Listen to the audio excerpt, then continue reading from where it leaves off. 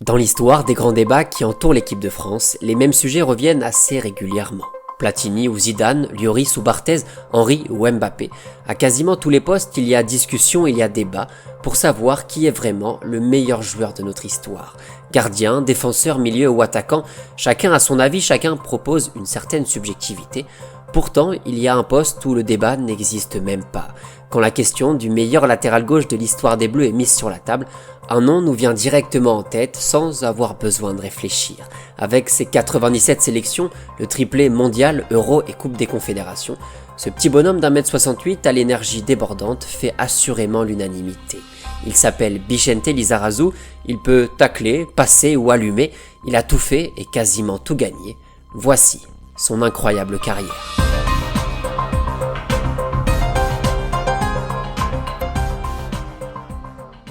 Avant de commencer cette vidéo sur Monsieur Lizarazu, laissez-moi vous parler de Beforbank, le partenaire de cette vidéo, la banque en ligne qui place l'humain au cœur de sa stratégie. Mais alors vous allez me dire, pourquoi choisir Beforbank? Premièrement parce qu'elle vous permet d'avoir des conseillers disponibles 24 heures sur 24, 7 jours sur 7, pour répondre à toutes vos questions bancaires. Bixente a marqué contre l'Arabie Saoudite à 5 minutes de la fin. Sinon, en 5 minutes top chrono, vous pouvez aussi vous inscrire sur Beforbank. Une fois votre inscription validée, vous recevez votre carte virtuelle presque aussi rapidement. Vous avez le choix entre la carte Be4Basic, gratuite pour tous les services bancaires du quotidien, sans aucun frais sur vos paiements par carte en Europe, ou alors la carte Be4Zen au tarif de 4 € par mois. Elle vous permet d'avoir des plafonds de retrait et de paiement plus importants, de profiter d'une assurance et d'une assistance voyage, et de paiement sans aucun frais à l'étranger. Toujours pratique si, comme Bixente on va le voir, vous avez déjà fait 3 clubs étrangers en 3 ans. Sur l'application, vous avez accès à votre solde en temps réel et la possibilité de réaliser des virements instantanés et surtout gratuits. En plus de tout ça, la cerise sur le gâteau, en ce moment chez Beforbank et jusqu'au 26 mai 2025, vous avez jusqu'à 230 € offerts. De l'autonomie, de l'accompagnement 24 heures sur 24 et un beau petit bonus, voilà le package proposé chez Beforbank. Vous pourrez trouver les informations et les conditions sur le site beforbank.com. Merci à eux pour leur soutien et leur confiance sur cette vidéo.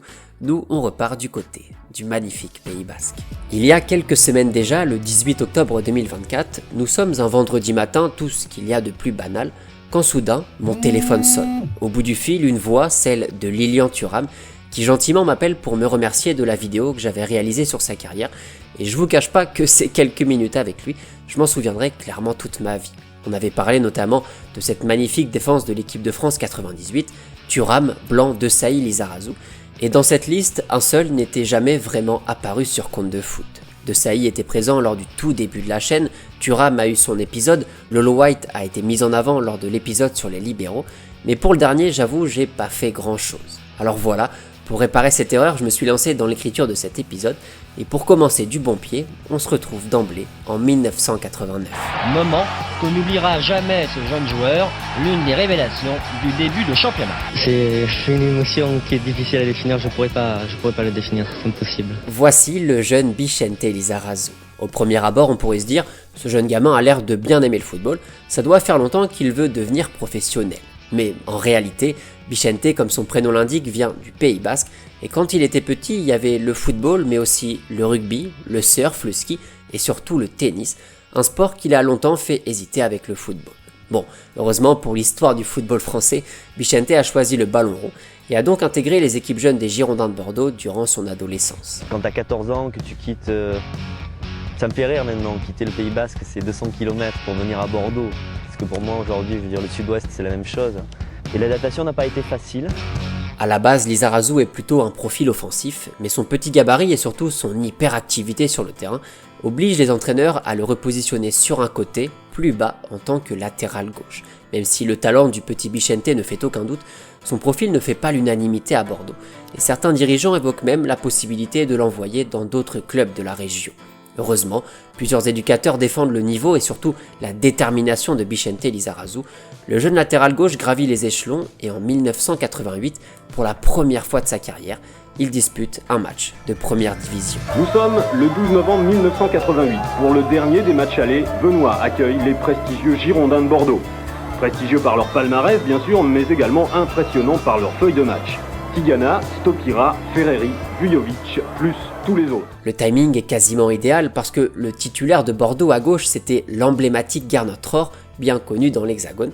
À l'époque, il a bientôt 36 ans et doit donc se préparer à passer le témoin. Bichente apprend lors de sa première saison et dès la suivante, en 89-90, il est déjà titulaire indiscutable dans une défense 100% équipe de France avec Battiston, Touvenel et Sénac. Les Bordelais vont claquer une saison presque parfaite, meilleure attaque et surtout ce qui nous intéresse aujourd'hui, meilleure défense du championnat, mais c'est l'OM de JPP qui finit par être champion.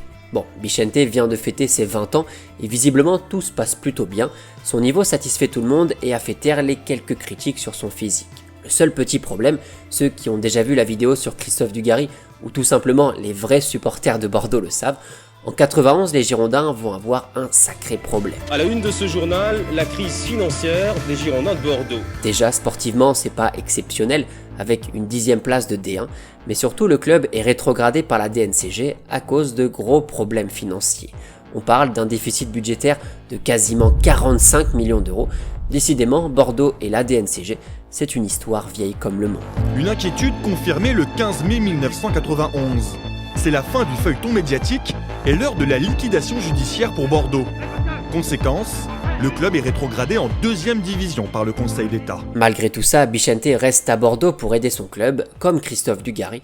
Les Girondins ne tombent pas dans le piège de la 2e division et remontent immédiatement en D1. Lizarazu a montré tout l'attachement qu'il portait à son club, et à partir de là, c'est toute sa carrière qui va vraiment décoller. Le latéral gauche et son profil offensif brillent en première division, il plante quelques buts et surtout tape dans l'œil d'un certain Gérard Roulier. Alors que l'équipe de France dispute les qualifications du Mondial 94, le sélectionneur des Bleus décide de lancer sur le côté gauche le jeune Bordelais lors d'un match à Paris contre la Finlande. L'équipe de France qui va se présenter avec son nouveau, et ça doit faire plaisir du côté de Saint-Jean-de-Luz et d'Erneuil, avec la première sélection de Bichente Lizarazu, lui aussi aurait pu jouer au rugby. Et même si l'aventure est un peu compliquée pour lui en équipe de France, souvent barré par l'expérimenté Eric Dimeco, Bichente se régale à Bordeaux et continue de marquer pas mal de buts pour un latéral.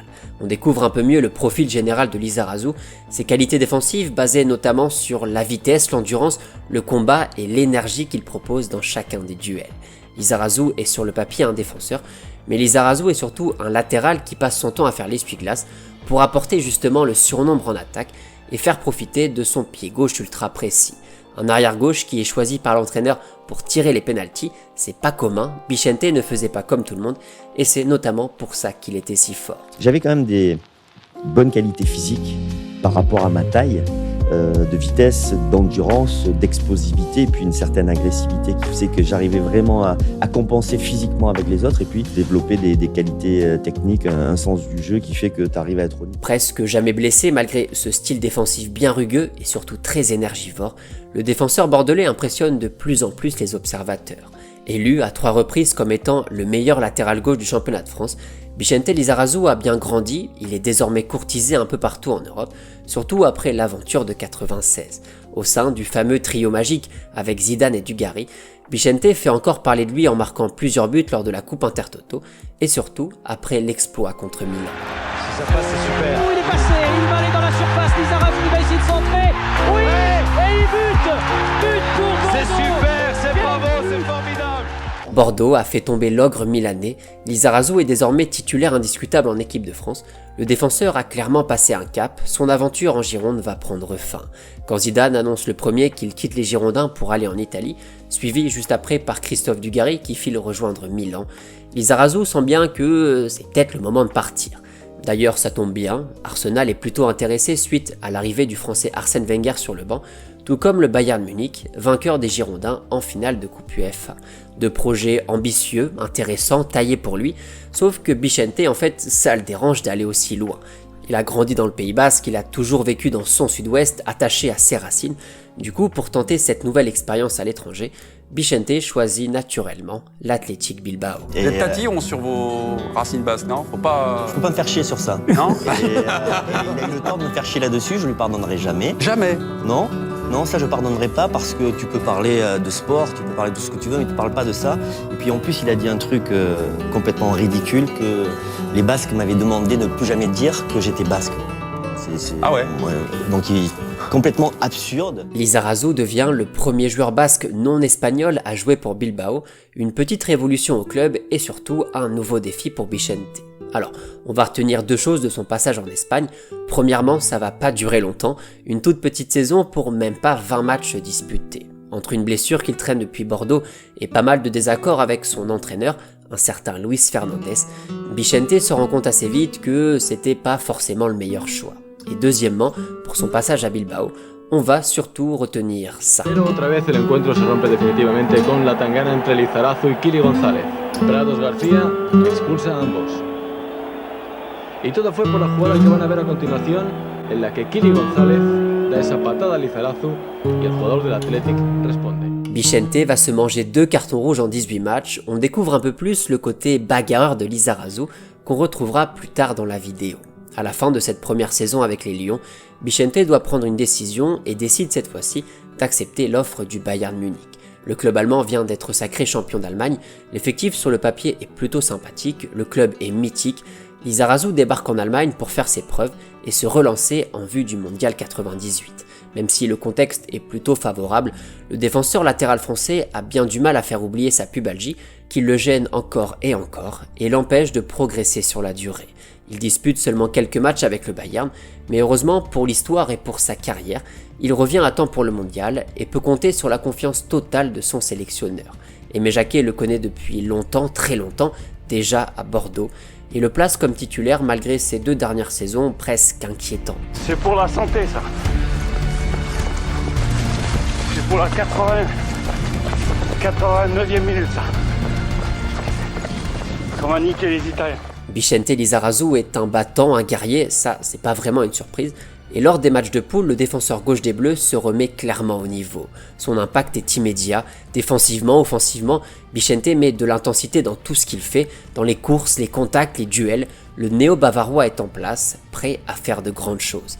Contre l'Arabie Saoudite notamment, son activité crève les yeux, Liza envoie une passe D pour Thierry Henry et marque au passage ce qui est peut-être le but le plus célèbre de sa carrière. Yuri Djorkaeff talonnade en pleine course pour Lizarazu et but, le 4e, cette fois c'est fait, l'équipe de France va s'imposer largement contre l'Arabie Saoudite. Et quand on voit les images de 98, il y a aussi un autre élément qui saute aux yeux, c'est la connexion bordelaise entre Zidane et Lizarazu, les deux anciens coéquipiers qui se trouvent les yeux fermés sur le terrain. Quand les phases finales arrivent, l'équipe de France doit verrouiller derrière, donc forcément, Lizarazu et son profil offensif sont un peu moins sollicités. Ça permet aussi d'observer tout ce qui a fait la grandeur de Vicente. Contre le Paraguay par exemple, en 8e de finale, le match va s'éterniser jusqu'au bout des prolongations. Tout le monde est cramé complet après quasiment 2 heures de match. Tout le monde sauf Vicente Lizarazu. Le latéral envoie des grands replis défensifs, des récupérations précieuses. Vicente va épuiser l'adversaire jusqu'à la dernière goutte de sueur.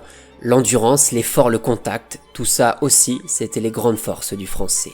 La suite, vous la connaissez. L'équipe de France élimine l'Italie, la Croatie et surtout le Brésil, au terme d'une finale où Vicente aura parfaitement tenu son couloir. Les Bleus sont champions du monde, la défense Lizarazu, De Sailly, Blanc et Thuram entrent dans l'histoire. Lizarazu est vraiment de retour. Et ça a été une aventure merveilleuse, donc c'est assez marrant parce que en l'espace d'1 an, finalement, je suis passé du gouffre au paradis. Voilà. J'étais vraiment au fond de la cave, dans la pire situation possible pour un athlète de haut niveau, et puis tu gagnes le titre le plus beau dans ton sport, cette Coupe du Monde 98 en France. Pour moi, il n'y a rien de mieux que ça. 1998 est l'année du renouveau pour Lizarazu. 99 est celle d'une nouvelle déception, toujours aussi cruelle, le ligament du genou qui se fait la malle et qui l'empêche de disputer la fin de saison. À cause de cette blessure, le défenseur bavarois ne joue pas la finale de la Ligue des Champions, elle aussi cruelle, perdue 2-1 contre Manchester United, mais par contre la bonne nouvelle, c'est que le Bayern est champion d'Allemagne. Vicente se bat pour tenter de revenir au plus vite, et quand je dis se bat, c'est dans sa forme la plus littérale. Voici un extrait du dégoupillage complet de Vicente Lizarazu à l'entraînement contre son coéquipier Lothar Matthaus. Bayern fast schon Tradition. Unvergessen, der WM-Kampf des deutschen Weltmeisters Lothar Matthäus gegen den französischen Weltmeister Vicente Lizarazu. Vicente continue de bien remplir son palmarès malgré des saisons parfois compliquées. Sur ses 4 premières en Bundesliga par exemple, il ne dispute en moyenne que 18 matchs par saison. En tout cas, Lizarazu est bien présent lors de l'Euro 2000 dans cette défense qui ne laisse rien passer et qui permet à l'équipe de France de faire le doublé. Avec sa muraille Lizarazu, Desailly, Blanc et Thuram, quand ces 4-là sont alignés ensemble, les Bleus vont disputer 28 matchs pour 21 victoires, 7 matchs nuls, 0 défaite et seulement 13 buts encaissés. Je sais pas si on a le droit. Ça se dit ça, non? On peut le dire? Ok, voilà, c'était ça. Que je les aimais fort. Malgré sa sortie en finale contre l'Italie, remplacé par l'un des sauveurs, Robert Pires, Lizarazu vient de garnir son palmarès d'un nouveau trophée prestigieux. À l'époque, le Français a presque tout gagné, il lui manque simplement une petite Ligue des Champions et la Coupe intercontinentale. Et ça tombe bien, le Bayern version 2000-2001 se met à taper tout le monde. Déjà champion d'Allemagne et vainqueur de la Coupe de la Ligue, les Bavarois éliminent Paris, Arsenal, Lyon, Manchester et même le Real Madrid en demi-finale, pour aller chercher une deuxième finale en 3 ans. Encore une fois, Lizarazu est plutôt ménagé en championnat, mais dispute une grande partie des matchs de Ligue des Champions, notamment cette finale contre Valence, où il va être décisif. Auteur d'un excellent match sur le côté gauche, il éclipse totalement la performance du capitaine valencien Mendieta, harcelé par Lizarazu pendant toute la rencontre. Le match se termine sur le score d'1 but partout, place à la terrible séance de tir au but.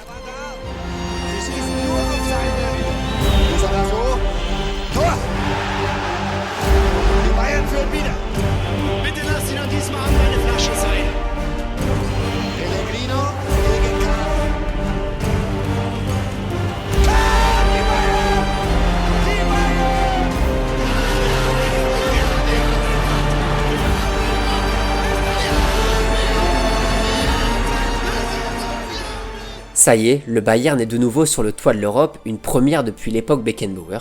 Bien aidé par des ailes 100% françaises, Lizarazu s'agnole, la Bavière se met à parler un peu tricolore. Quelques mois plus tard, opposé au Boca Juniors de Juan Román Riquelme, le Bayern joue un peu avec le feu et remporte le match seulement 1-0 en prolongation pour aller chercher le premier quadruplé de son histoire. En ce mois de novembre 2001, Vicente Lizarazu est donc l'heureux propriétaire en titre de la Coupe du Monde, de l'Euro, de la Coupe intercontinentale et de la Ligue des Champions, en gros de tous les trophées les plus prestigieux. C'est notamment pour cette raison que l'UEFA le nomme officiellement comme étant le meilleur latéral gauche du monde en 2001, devant messieurs Paolo Maldini et Roberto Carlos. Il décroche au passage la 11e place du Ballon d'Or, un latéral qui termine aussi haut, il n'y en a pas eu 15 000, Vicente, évidemment, fait partie de cette liste-là. Il n'y a pas eu de discours. À l'image de Vicente Lizarazu. Voilà pour ces 3 ou 4 saisons qui ont fait basculer sa carrière dans une autre dimension. Lizarazu est désormais une petite légende, ni plus ni moins, et va continuer de bien servir le Bayern. Le défenseur a bientôt 32 ans, mais bizarrement il joue de plus en plus de matchs, laissé enfin tranquille par les blessures. Il est nommé 4 fois comme étant le meilleur latéral gauche de Bundesliga. Le Bayern refait le doublé en 2003, mais cette fois-ci pas de Ligue des Champions. Et là, Lizarazu se dit que ce serait peut-être pas mal de revenir en France pour aller chercher l'ultime défi dans sa carrière. Il choisit de rejoindre l'Olympique de Marseille et on va se le dire clairement, son passage a été un naufrage total, dû notamment à sa relation plus que tendue avec Philippe Troussier, le nouvel entraîneur. 14 matchs de Ligue 1 disputés, une seule rencontre de Coupe de la Ligue et pas n'importe laquelle, la victoire du PSG 3-2 au Vélodrome à la 92e minute sur une boulette de Vicente Lizarazu.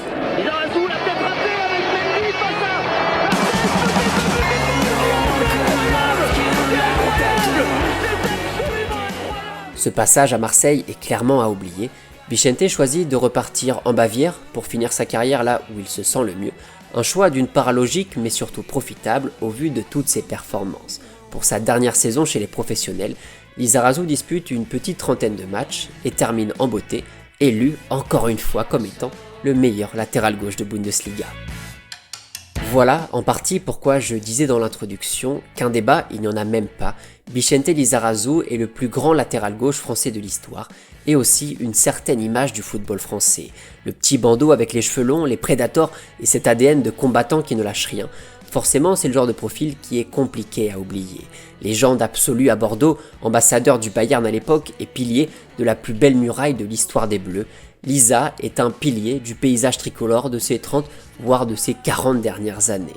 Si on pourrait mettre en avant quelques points plus compliqués de sa carrière, les blessures, le caractère un peu salé ou, on peut le dire, la concurrence de Michael Tarnat au Bayern, on va plutôt se concentrer sur le positif. Car comme dirait Bichente aux commentaires,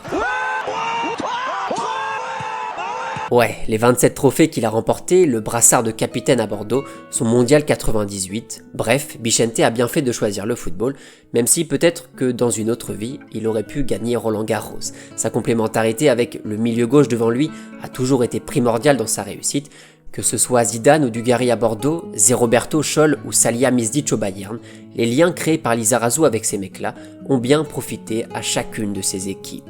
Le côté gauche, sa priorité, son terrain de jeu. Lizarazu le couvrait parfaitement des deux côtés, à coups de grandes chevauchées balles au pied. Quand il arrivait, lancé comme ça, il n'y avait plus grand chose à faire. Attaché fortement à son Pays Basque natal, Lizarazu a même disputé un match amical pour la sélection du Pays Basque en 93 contre la Bolivie. Sportif acharné, sportif multidisciplinaire, Lizarazu a mis son corps au service du football, de la France et de son addiction à l'effort, un choix payant au vu de cette magnifique carrière. Une vie de sport, barrée par quelques vagues, par quelques revers, mais surtout des trophées à ne plus savoir quoi en faire. La vie de Bichente Lizarazu.